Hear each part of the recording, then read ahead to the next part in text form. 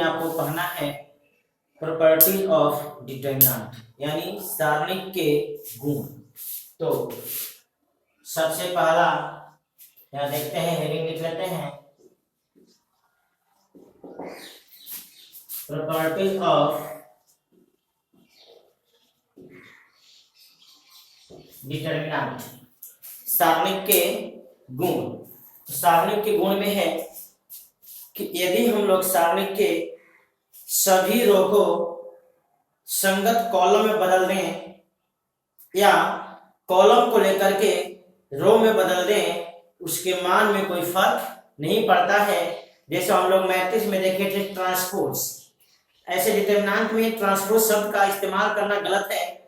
तो यहाँ पे हम लोग क्या करते हैं, अगर मैट्रिक्स के सभी रो को कॉलम में बदल दिया जाए या कॉलम को रो में बदल दिया जाए तो डिटरमिनेंट के मान में कोई फर्क नहीं पड़ता है।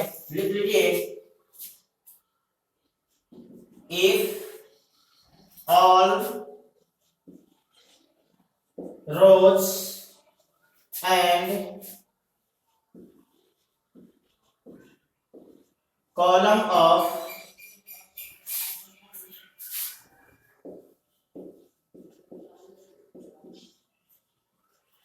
determinant are interchange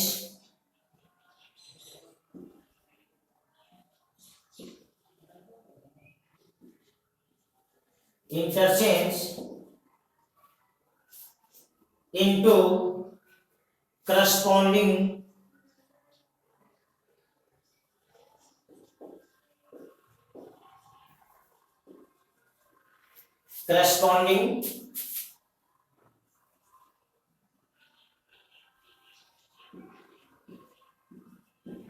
columns or rows, column or rows, then value of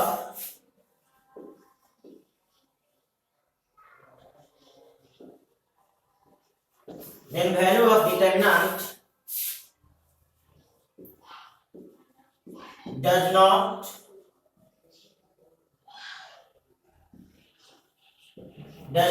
change। मतलब यहाँ पे आपको लिखा गया कि अगर किसी डिटरमिनेंट के सभी रो या सभी कॉलम को इंटरचेंज कर दें करस्पॉन्डिंग कॉलम और रो में, यानी रो है तो कॉलम में चेंज होगा और कॉलम है तो रो में चेंज हो जाएगा, then value of determinant does not change. जैसे एक एग्जांपल देख लीजिए, एक डिटरमिनेंट आपका हम ले लेते हैं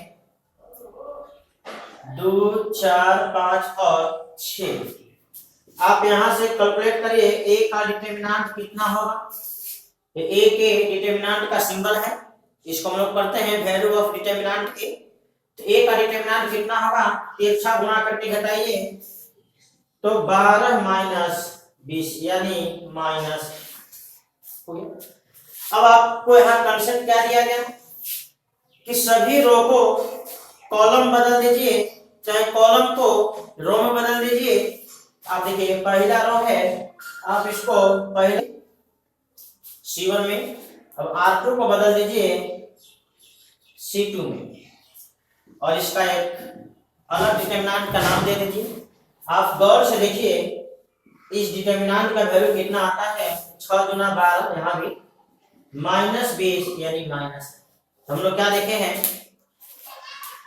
कि डिटरमिनेंट के रो को कॉलम में बदल दीजिए, चाहे कॉलम को रो में बदल दीजिए, डिटरमिनेंट के वैल्यू में परिवर्तन नहीं होगा, डज नॉट चेंज, परिवर्तन नहीं होगा।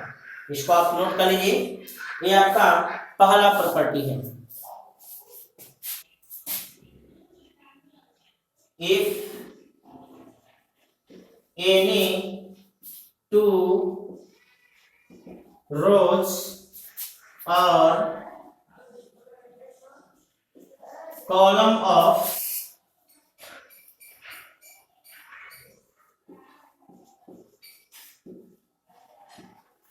determinant are interchange,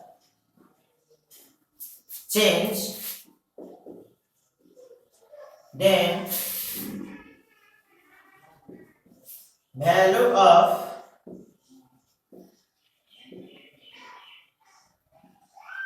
determinant, then sign of value of determinant change। यहाँ लिखा गया if any two row or column of determinant are interchanged then sign of value of determinant change। Example देखिए, जैसे मान लीजिए आपका कोई डिटरमिनेंट है 3, 5, 7 और 9। आप इसका वैल्यू देख लीजिए तो 9 3 27 माइनस 7 5 35 आपका आ गया -8। अब हम क्या करते हैं, पहला रो को दूसरा रो में बदल देते हैं, चाहे दूसरा रो और पहला रो को आपस में, हम लोग दो रो को आपस में अदला बदला कर दें, चाहे दो कॉलम को आपस में अदला बदला कर दें, डिटरमिनेंट का जो वैल्यू है उसका चिन्ह बदल जाएगा। हम क्या करते हैं, एक डिटरमिनेंट लिख देते हैं, इस डिटरमिनेंट में R1 को R2 बना देते, R2 को R1, और अब इसका मान निकाल के देखिए तो डिटरमिनेंट B का जो वैल्यू होगा वो आपको होगा 35 माइनस 27 बराबर 8। यहाँ पे क्या किया गया, R1 और R2 को इंटरचेंज किया गया। आप चाहें तो C1 और C2 को इंटरचेंज करके एक नया डिटरमिनेंट आप बना लीजिए। देखिए C2 को C1 बना दीजिए और C1 को C2 बना दीजिए, तो 5 9 3 और 7, इस कंडीशन में भी आप इस डिटरमिनेंट का मान निकालिए। हम क्या किए, इस डिटरमिनेंट और इस डिटरमिनेंट में दो कॉलम को आपस में अदला बदला कर दिए, इसके वैल्यू और इसके वैल्यू में साइन का अंतर होगा, चिन्ह का अंतर होगा। अगर इसका मान -8 है, इसका मान निश्चित रूप से 8 होगा। कैलकुलेशन कर लेते हैं, तो 7 5 35 35 माइनस 27 इक्वल टू 8। ये रहा है आपको डिटरमिनेंट का दूसरा प्रॉपर्टीज। दूसरा प्रॉपर्टीज ये है कि डिटरमिनेंट के किसी भी दो रो या दो कॉलम को आपस में अदला बदला कर दें तो डिटरमिनेंट के मान का चिन्ह बदल जाता है, वैल्यू अक्स वही रहता है, केवल डिटरमिनेंट का जो मान है उसका चिन्ह बदल जाता है, यानी प्लस से माइनस हो जाएगा, अगर माइनस होगा तो प्लस हो जाएगा, और जीरो अगर रहेगा, जीरो का तो समझ में करते हैं कि आप माइनस लगा दो चाहे प्लस लगा दो कोई फर्क नहीं पड़ता है। All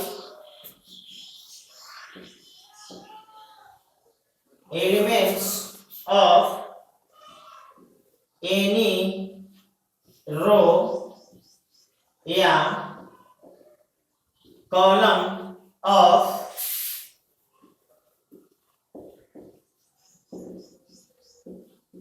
determinant are multiplied by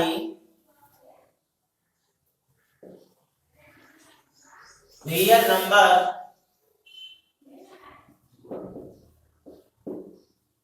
k, then value of determinant is also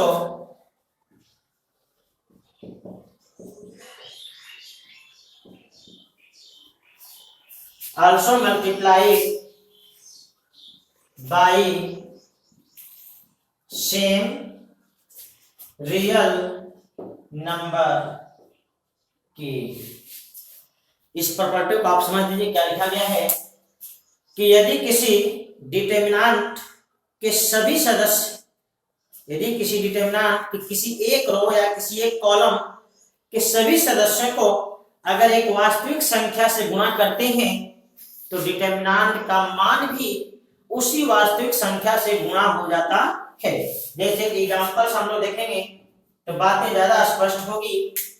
एक डिटर्मिनेंट हम आपको दे देते हैं a और इस डिटर्मिनेंट में आपको लिख देते हैं 2, 5, 3 और 8। आप कैलकुलेट करिए तो 2 गुणे 8, a का डिटर्मिनेंट आएगा 16 माइनस 15 यानी 3। 8 गुणे 2 16, 16 माइनस 15 मतलब इस डिटर्मिनेंट का वैल्यू आपको आ गया a। ये डिटर्मिनेंट का वैल्यू कितना आ गया a। अब हम क्या करते हैं, r1 में हम 2 से गुणा कर देते हैं। r1 में 2 से गुणा करते हैं और इसको एक नया डिटर्मिनेंट का नाम दे देते हैं। तो r1 के सभी सदस्य को आप 2 से गुणा करिए तो हो जाएगा ये 4, ये 10 और 3 और 8, r2 जेब का तेव। अब इसका जब वैल्यू जब निकालेंगे, अभी अभी हम थ्योरी बताए हैं कि r1 में 2 से गुणा किए हैं तो इसका जो वैल्यू होगा इस वैल्यू से दुगना हो जाएगा। Value of determinant is also multiplied with same real number, उसी रियल संख्या से मल्टीप्लाई हो जाएगा जिस आप संख्या से r1 को मल्टीप्लाई किए हैं। तो यहां से आपका वैल्यू आएगा 8 गुणे 4 32 माइनस 30 यानी देखिए वैल्यू सेम रियल संख्या से मल्टीप्लाई हो गया कि नहीं। इसी प्रकार से आप ए थ्योरी को अगर यहाँ पे आप 3 से मल्टीप्लाई किए होते या 3 गुना हो जाता, 4 से मल्टीप्लाई किए होते 4 गुना हो जाता, 1/2 से मल्टीप्लाई किए होते तो आधा हो जाता। अभी आप r1 में मल्टीप्लाई किए हो, ये बात अगर आप कॉलम में भी करोगे तो सेम यही प्रोसेस होगा, कोई फर्क नहीं पड़ेगा। आप इसे नोट कर लीजिए।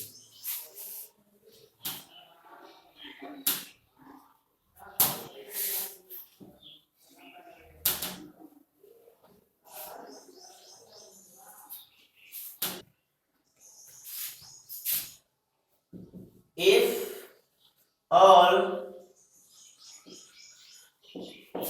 elements of any row or column of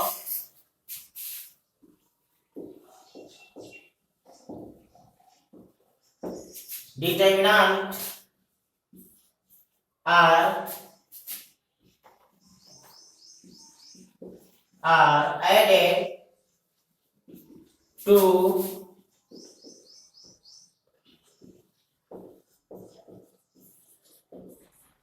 corresponding element of any other row or column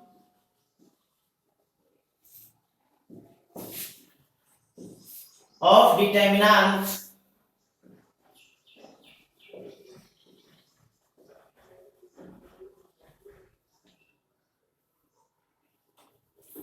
of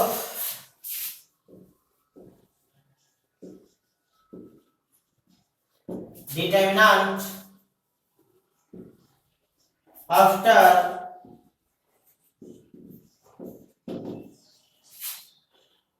multiplied by any real number, then value of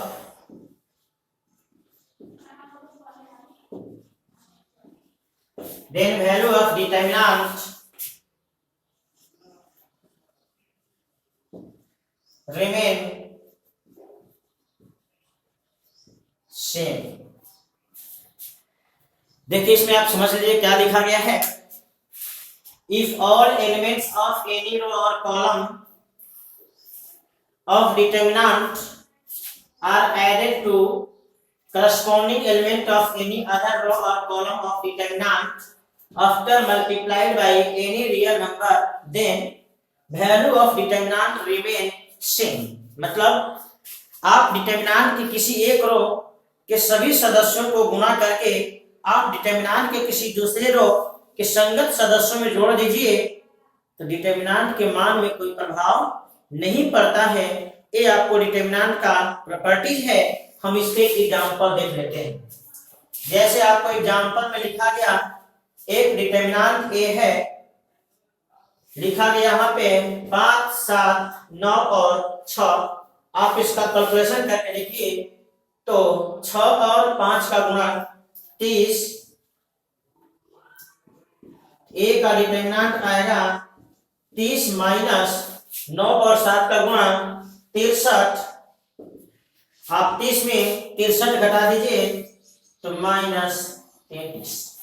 अब प्रॉपर्टी के अनुसार आप किसी रो को चुन लीजिए और उसमें एक संख्या से गुणा करके आप किसी दूसरे रो में जोड़ दीजिए। चाहे आप किसी एक कॉलम को चुन लीजिए और उसमें किसी एक संख्या से गुणा करके आप किसी दूसरे कॉलम के सदस्यों के साथ जोड़ दीजिए। जैसे हम यहाँ पे क्या करते हैं, R2 में R1 को 3 से गुणा करके जोड़ देते हैं।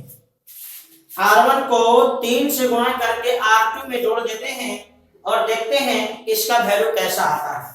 तो जो नया डिटरमिनेंट बनेगा इस प्रोसेस को करने के बाद उसका हम नाम दे देते हैं बी। देखिए R1 होगा 5 और 7। अब R2 में क्या करना है, R1 को 3 से गुणा करके जोड़ना है। 3 से गुणा करिए 15, पहला सदस्य है तो R2 के पहला सदस्य में जोड़ दीजिए। 15 और 9 आपका हो जाएगा 24। 3 से गुणा करिए तो 17 के 21, 6 में जोड़ दीजिए 21 और 6 आपका हो गया 27। अब इस डिटरमिनेंट का हम लोग वैल्यू निकालते हैं कि आखिर आएगा कितना। तो 27 और 5 का गुणा करिए, 27 और 5 का गुणा करिए आएगा 135। 24 और 7 का गुणा करिए तो आपको आएगा 7 गुणे 4 8 28 और 7 गुणे 2 14 और 2 16। आप 135 में 168 घटा दीजिए आ जाएगा माइनस में 33। देखिए प्रॉपर्टीज के अनुसार हम क्या किए, R1 को 3 से गुणा करके R2 में जोड़ दिए तो डिटरमिनेंट के मान में कोई प्रभाव नहीं पड़ा। इस डिटरमिनेंट का वैल्यू है -33, इसका भी वैल्यू है -33 ही, कोई चेंज नहीं हुआ। यदि आप ऐसा कॉलम में भी प्रोसेस करते हैं कोई फर्क नहीं पड़ेगा। तो आप कॉलम में भी ये काम कर सकते हैं। आप किसी कॉलम में कोई संख्या से गुणा करिए और उसको दूसरे कॉलम में जोड़ दीजिए, डिटरमिनेंट का वैल्यू हमेशा सेम होगा, रिजल्ट में प्रभाव नहीं पड़ेगा। आप इसको नोट कर लीजिए।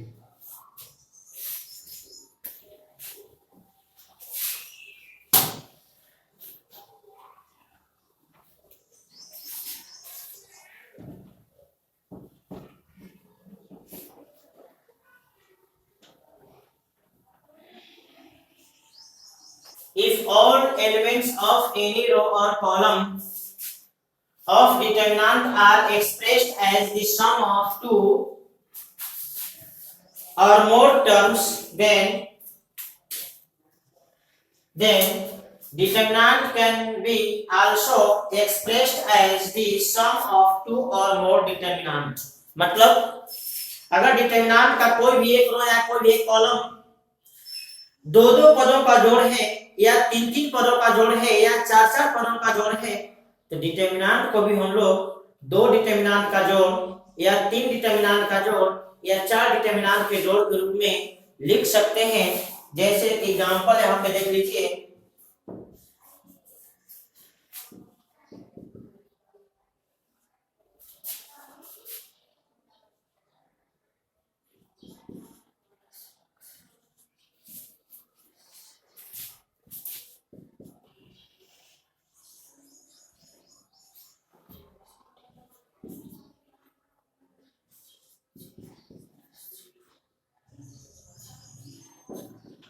देख लीजिए यहाँ पे जो पहला रो कॉलम है इसके सभी सदस्य दो दो पदों का जोड़ है। आप इस डिटरमिनेंट के बदले में लिख सकते हैं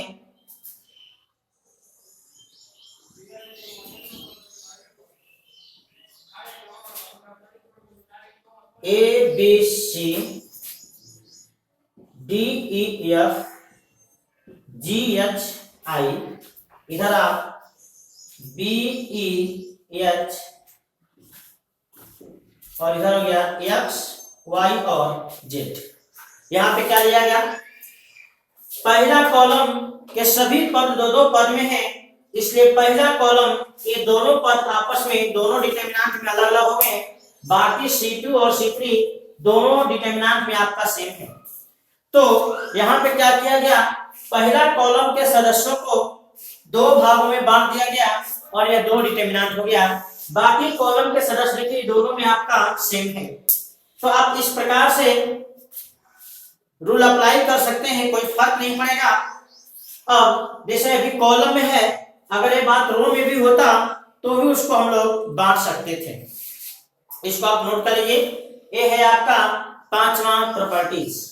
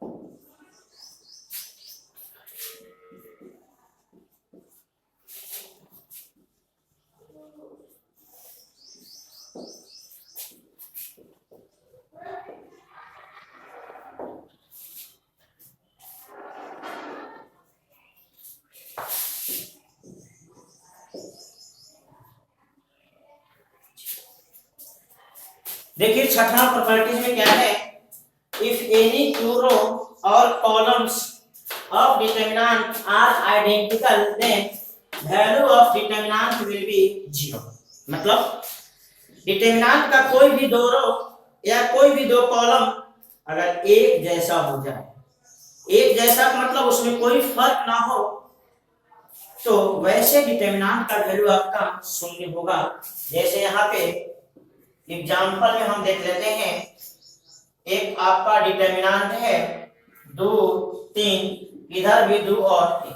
देख लीजिए पहला कॉलम और दूसरा कॉलम दोनों सेम है। पहला कॉलम में आपका 2 3, दूसरा कॉलम में भी आपका 2 3। इसका अगर हम वैल्यू निकालते हैं तो 6 - 6 आपका 0 होगा। ऐसा दूसरा भी एग्जाम्पल हो सकता है, जैसे 1 2 3, इधर आप 5 9 और 8 और 9, इधर आप लिख दीजिए 1 2 और 3। देख लीजिए पहला और तीसरा कॉलम आपका सेम है। देख लीजिए C1 और C3 आइडेंटिकल है, इसलिए निश्चित रूप से इस डिटरमिनेंट का वैल्यू क्या होगा, 0 होगा।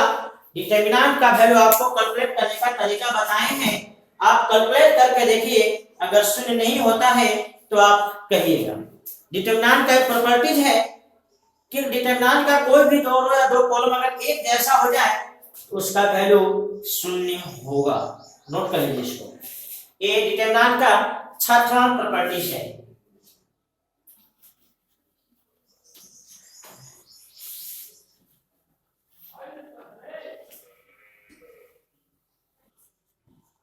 एनी रो या column of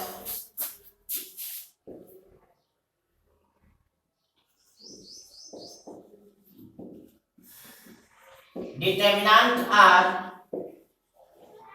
0 then value of determinant is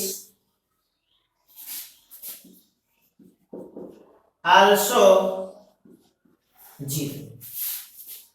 लिखा गया कि डिटरमिनेंट के किसी भी एक रो या किसी भी एक कॉलम के सभी सदस्य अगर शून्य है तो उस डिटरमिनेंट का भी वैल्यू शून्य होगा। जैसे आप एग्जांपल में कोई भी डिटरमिनेंट ले लीजिए और 0 0 यहाँ पे आप 5 और 6, यहाँ पे आप कोई भी सदस्य बदल दो, पहला रो का सभी सदस्य 0 है।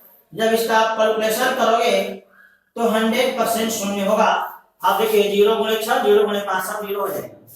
इस तरह से आपका किसी भी ऑर्डर का डिटरमिनेंट हो कोई फर्क नहीं पड़ता।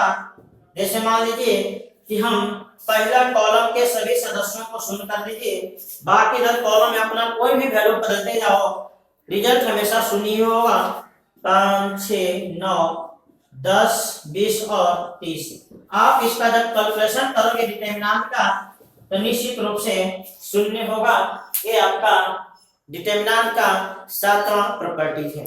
7वां प्रॉपर्टी कहता है कि डिटरमिनेंट का कोई भी एक रो या कोई भी एक कॉलम के सभी सदस्य शून्य है तो आपको उस डिटरमिनेंट का वैल्यू शून्य होगा।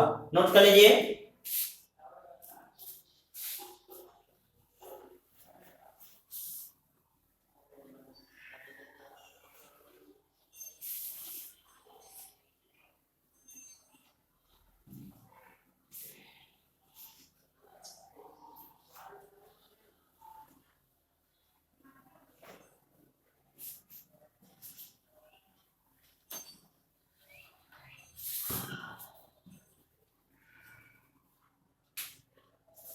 आठवां property is if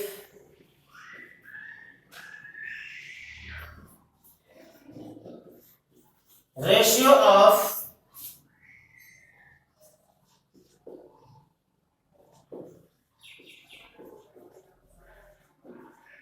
corresponding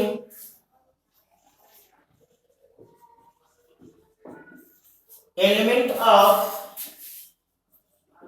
any two row या कॉलम भी हो सकता है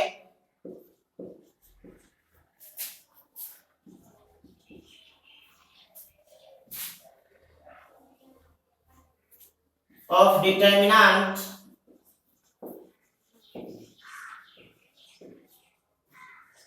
are same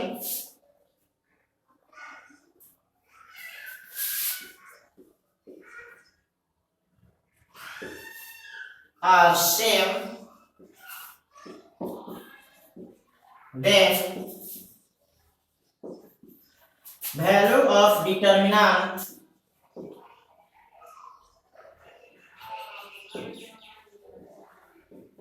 is 0। कहा गया कि डिटरमिनेंट के किसी दो रो या दो कॉलम के संगत सदस्यों का रेशियो यानी अनुपात अगर सभी जगह सेम है तो डिटरमिनेंट का वैल्यू आपका शून्य होगा। जैसे एग्जांपल में बात करें, एक डिटरमिनेंट ले लेते हैं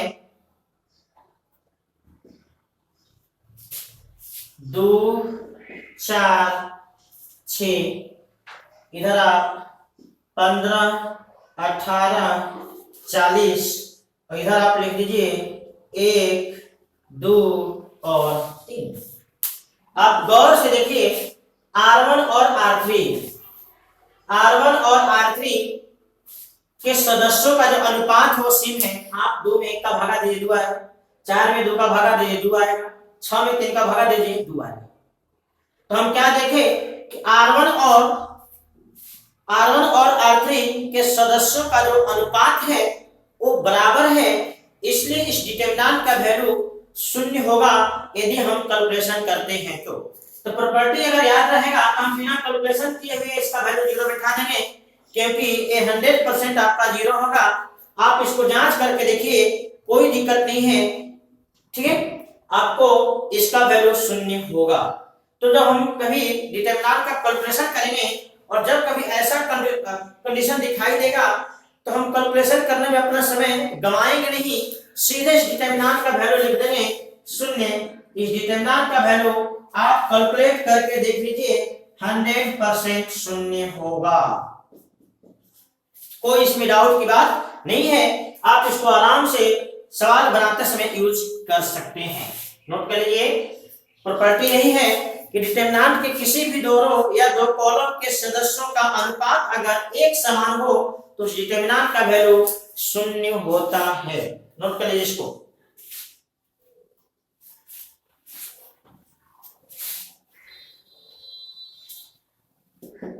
If A is equal to Aij n गुणे n is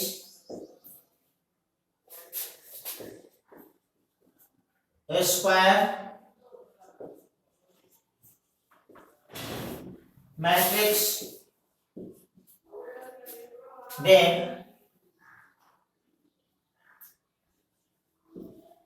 k into a का डिटरमिनेंट k के पावर n इंटू a के डिटरमिनेंट के बराबर होगा। यह देख लीजिए, a कोई स्क्वायर मैट्रिक्स है, तो स्क्वायर मैट्रिक्स को हम लोग डिटरमिनेंट में चेंज कर सकते हैं कि एक रो और कॉलम बराबर है तो आपको आसानी से डिटरमिनेंट में चेंज हो जाएगा। अगर a कोई स्क्वायर मैट्रिक्स है, उस स्क्वायर मैट्रिक्स में हम k से गुणा करने के बाद अगर उसका डिटरमिनेंट वैल्यू निकालते हैं तो उस डिटरमिनेंट का वैल्यू a के डिटरमिनेंट वैल्यू मतलब मैट्रिक्स a का डायरेक्ट डिटरमिनेंट निकालिए, उसमें k के पावर n से गुणा करिए, उसके बराबर होगा। ये आपको एक तरह से फॉर्मूला है, इस फॉर्मूला से हम लोग बहुत सारे सवाल बनाते हैं। Number 2, if a is equal to aij n into n is diagonal matrix,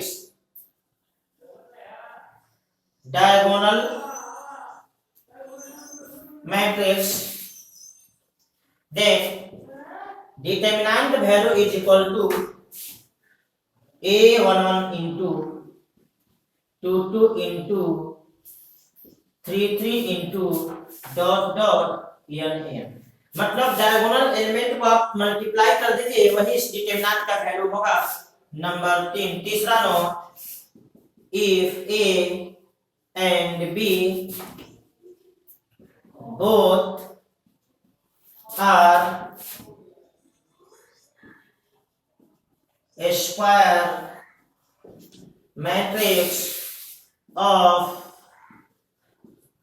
same order, then a into b का डिटरमिनेंट मतलब मैट्रिक्स a और मैट्रिक्स b को गुणा करने के बाद डिटरमिनेंट निकालिए, या आप डिटरमिनेंट निकालने के बाद भी गुणा करोगे तो रिजल्ट में फर्क नहीं पड़ेगा। तो आप 3 नोट लिख लीजिए।